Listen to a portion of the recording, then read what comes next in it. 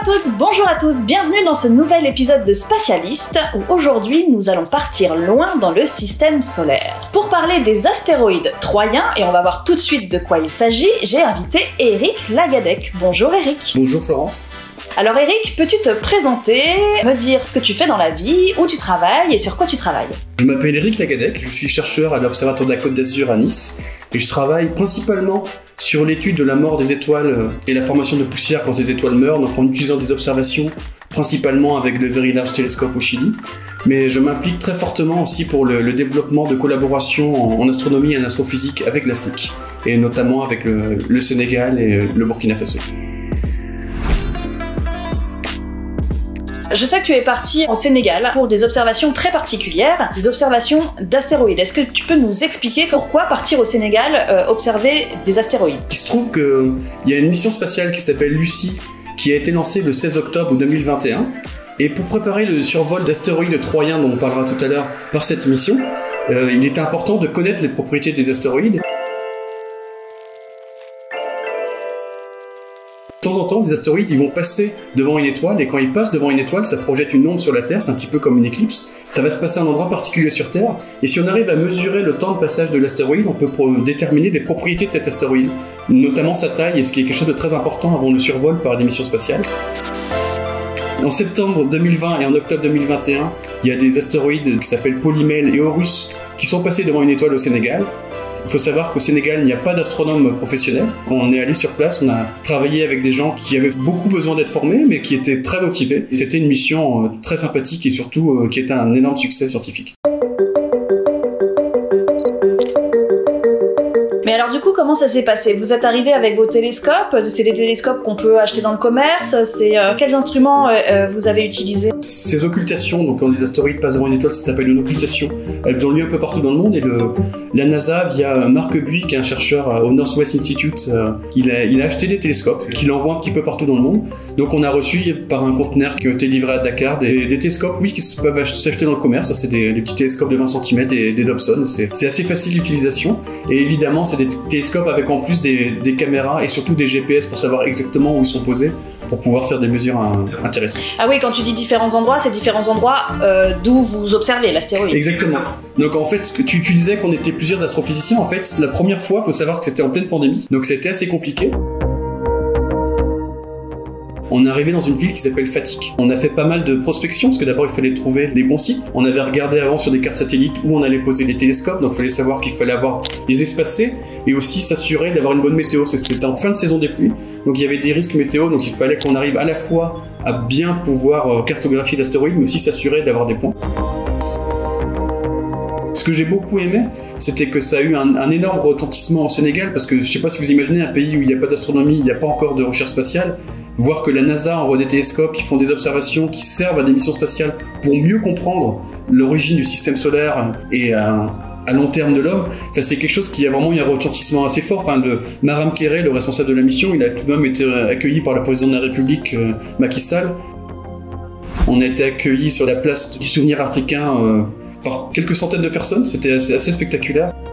Et c'est aussi pour dire que cette mission, c'était pas une mission sénégalaise, c'était une mission vraiment africaine de l'Ouest, parce qu'on avait aussi deux chercheurs burkinabés. Donc une burkinabé, c'est Marie Korsaga, qui est la première femme docteur en astrophysique d'Afrique de l'Ouest. Donc souvent, quand on pense à un astronome, on pense à quelqu'un qui a des lunettes et une barbe blanche et qui est plutôt un homme. Donc c'est important aussi de montrer que la recherche en astronomie, c'est aussi des femmes. On a besoin de femmes de tous les continents. Donc c'était vraiment une mission panafricaine et un beau succès.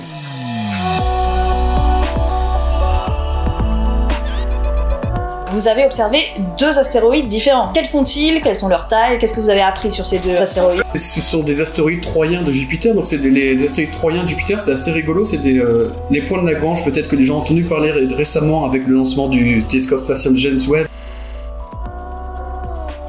C'est des points de l'espace qui sont plus ou moins stables. Il y en a 5. Il y en aura 3 qui vont être dans la ligne entre Jupiter et le Soleil.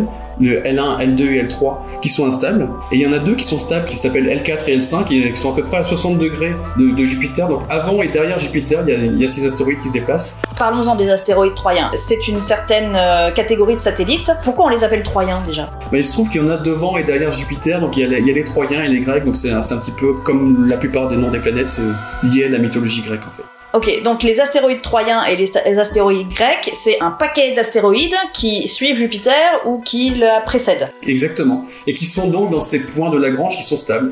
On pense que ces astéroïdes sont les reliquats de la formation du système solaire il y a à peu près 4,5 milliards d'années. Avant 1995, on connaissait les différentes planètes, les telluriques et les gazeuses qui sont un peu plus loin. On pensait que le tellurique se formait près du Soleil et les gazeuses un peu plus loin. Et en 1995, à l'Observatoire de Provence, je suis sûr que pas mal de gens connaissent l'histoire, Michel Maillard et Didier Queloz ont découvert une planète autour d'une étoile qui s'appelait 51 Peg, et c'était une planète de type Jupiter qui tournait en quelques jours autour de son étoile. Donc on s'est rendu compte que les planètes gazeuses pouvaient se former très près de leur étoile. Et du coup, il y a un modèle qui a été fait pas très loin d'où je trouve, c'est un bâtiment juste à côté, le modèle de Nice, qui a expliqué la formation du système solaire en disant que la formation des planètes est quelque chose de dynamique. Donc les planètes telles qu'elles sont aujourd'hui, elles se sont déplacées. Les planètes gazeuses ont dû être plus près du Soleil à un moment. Et lors de ces moments un petit peu chaotiques où il y a eu beaucoup de mouvements dans le système solaire, Jupiter a dû capturer ces astéroïdes troyens. Et c'est pour ça que c'est important de les observer, parce que ce sont vraiment d'une des reliques de la formation du système solaire, et aussi une des clés pour vérifier le modèle de Nice. Du coup, c'est vrai qu'on a étudié pas mal d'astéroïdes dans le système solaire avec des missions spatiales, mais jamais les astéroïdes troyens. Donc c'est ce qu'on est en train de faire là, puisqu'une mission qui s'appelle Lucie est partie il y a quelques mois en direction de ces astéroïdes. Est-ce que tu peux nous en parler de cette mission ? Cette mission spatiale Lucie, qui a été lancée le 16 octobre 2021, a pour but d'en survoler plusieurs, donc il y en a 6 il me semble. Et c'est des trajectoires assez complexes, c'est-à-dire que Lucie est partie, puis pour pouvoir aller vers Jupiter, elle va accélérer plusieurs fois en passant près de la Terre. C'est des choses assez standards. Et à chaque fois, ils ont réussi à trouver une trajectoire qui permettait d'observer différents astéroïdes. Donc le premier s'appelle Donald Johansson, il va être observé en 2025, c'est pas un Troyen. Il se trouve que sur le chemin pour aller à Jupiter, ils ont réussi à trouver un astéroïde. Ah bah ça c'est pas mal. C'est pas mal, oui. Et entre 2027 et 2033, il y aura différents survols des différents Troyens. Et quelque part, si on pense que ce sont les briques qui ont formé le système solaire, c'est mieux comprendre l'origine de notre système solaire, d'où le nom Lucie. Le squelette Lucie nous a permis de mieux comprendre l'origine de l'être humain. Là, on va essayer de mieux comprendre l'origine de l'être humain, mais l'origine plus lointaine, il y a 4,5 milliards d'années, lors de la formation du système solaire. Les astéroïdes qui sont occultés, ce seront les mêmes que ceux qui ont été pris pour cible par l'équipe de Lucie ? C'est l'idée, c'est-à-dire que des occultations d'astéroïdes, il y en a vraiment régulièrement, mais là, ce qu'on fait, c'est d'essayer d'observer ceux qui vont être survolés par Lucie, pour mieux les comprendre avant la mission spatiale. Ça nous permet aussi de connaître la brillance, donc de bien régler les caméras pour avoir des images qui ne sont pas saturées. Donc c'est vraiment tout optimisé pour le survol qui aura lieu quelques années après. C'est comprendre au mieux l'astéroïde qu'on veut visiter pour le connaître encore mieux que si on ne l'avait pas. Oui, d'accord. Et je tiens à dire un truc assez rigolo, c'est que l'année d'avant, donc en 2020, on avait 10 télescopes et 6 astronomes professionnels. Et on s'est rendu compte assez rapidement que les Sénégalais et les Sénégalaises arrivaient à faire les observations très bien eux-mêmes. Le soir avant de partir, on leur a annoncé que c'était elles et eux qui allaient faire les observations. Et on a aussi annoncé que Maram Kéré et David Baratou, les responsables de la mission, avaient un astéroïde qui était nommé à leur nom. Ah, j'allais te poser la question, mais du coup, vu l'implication des Sénégalais et des Sénégalaises, pourquoi ne pas effectivement nommer les astéroïdes à leur nom, quoi ? C'est exactement ce qui s'est passé. Donc on a nommé cet astéroïde en hommage à Maram Kéré, et tous les Sénégalaises et Sénégalais qui étaient là ont bien compris que c'était un message. C'était pas que pour Maram Kéré, c'était aussi pour tous les Sénégalais. Et il y avait vraiment beaucoup d'émotions. Les gens sont partis limite avec des larmes à l'œil, et c'est aussi ça qui a fait que c'est allé jusqu'aux oreilles du président de la République.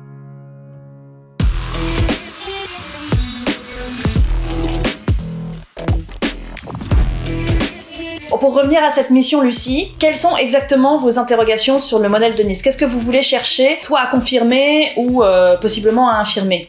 La chose principale, c'est que le modèle de Nice prévoit que les astéroïdes troyens ont été capturés par Jupiter au moment de la formation du système solaire, donc ils devraient vraiment avoir une composition qui ressemblerait assez hétérogène et qui ressemblerait à ce qu'il y avait au moment de la formation du système solaire, parce qu'il faut savoir que ces astéroïdes, c'est les briques qui ont servi à former les planètes. La Terre s'est formée par des collisions d'astéroïdes qui ont formé des choses de plus en plus grandes. Donc ce sont ces briques-là qu'on veut comprendre. C'est comme ça aussi que la science avance, donc on va soit vérifier que c'est bien le cas, et si c'est pas le cas, on va devoir soit changer le modèle de Nice ou l'améliorer. En fait, ce que vous allez trouver dans ces astéroïdes, c'est quoi? C'est des éléments qu'ils composent? C'est une certaine brillance? Quelles données exactement va vous apporter les réponses que vous attendez? Il y aura énormément de données. On va avoir leur taille, leur composition, leur densité. C'est quelque chose d'important aussi pour comprendre à quoi ressemblent ces astéroïdes. Et aussi, on va pouvoir observer leur surface, donc voir un petit peu le nombre de cratères. Et ça te donne une information aussi sur l'âge. Donc les astéroïdes qui ont beaucoup de cratères, ça veut dire qu'ils ont une histoire avec beaucoup de chocs. Alors que par exemple, les objets qui en ont eu moins, qui sont plus récents, ils ne les auront pas. Elle est partie en octobre 2021, la sonde Lucie, et il me semble me souvenir qu'elle a eu un petit souci après le décollage au niveau du déploiement de ses panneaux solaires. Est-ce que tu as des nouvelles? Est-ce que tout fonctionne bien maintenant? A priori, donc, les panneaux solaires sont pas parfaitement stabilisés, mais d'après les derniers tests, cela ne devrait pas affecter la mission. C'est pas un peu loin, Jupiter, pour ne tenir que sur des panneaux solaires? C'est loin, et pour avoir de la lumière du soleil, il faut avoir vraiment des gros panneaux solaires. Donc si vous regardez la mission Lucie, on a l'impression de voir une sonde avec des grandes oreilles, c'est Dumbo qui se déplace. C'est vraiment des panneaux solaires énormes pour pouvoir capter de la lumière et fonctionner. Eh ben, merci beaucoup Eric pour toutes ces réponses sur les missions au Sénégal d'occultation d'étoiles par des astéroïdes troyens et pour nous avoir parlé de cette mission Lucie dont on attend avec impatience les premières images. De rien, c'était un plaisir. Et puis moi aussi, j'attends avec impatience toutes ces images. Je suis sûr qu'au Sénégal, il y a beaucoup de gens qui attendent avec impatience de voir que leurs travaux vont permettre de mieux comprendre la formation du système solaire. Et du coup, j'en profite pour adresser un petit coucou à toutes les Sénégalaises et tous les Sénégalais qui nous regardent et que je remercie beaucoup d'avoir participé à ces observations d'occultation d'étoiles par des astéroïdes troyens. Et on espère qu'on aura vite des images d'astéroïdes. Alors les premières sont pour 2025, c'est ça, Eric? Alors ce sera pas l'astéroïde troyen, mais en tout cas, on verra que Lucie fonctionne parfaitement bien. On aura les premières données et les premières images. Et comme on a dit pendant toute la mission au Sénégal, comme on dit en Wolof, Niofar, on est ensemble, et c'était vraiment le mot d'ordre de la mission, on travaille tous ensemble. C'était vraiment ça le message, c'était que c'est pas des Européens qui viennent travailler en Afrique, mais c'était des Européens et des Africains qui travaillent ensemble, et pour moi c'est quelque chose d'important. Alors, Niofar, c'est ça? Niofar. Niofar. Merci beaucoup Eric, merci à vous qui avez regardé cet épisode. Si vous n'êtes pas abonné à la chaîne String Theory, n'hésitez pas à le faire. Et je vous conseille aussi de vous abonner au compte Instagram de String Theory pour de la science et du fun chaque jour en France, au Sénégal et partout ailleurs. À très vite pour un nouvel épisode de Spatialiste. Une seconde à t'observer avec les Sénégalais, polymèles. I'll be waiting.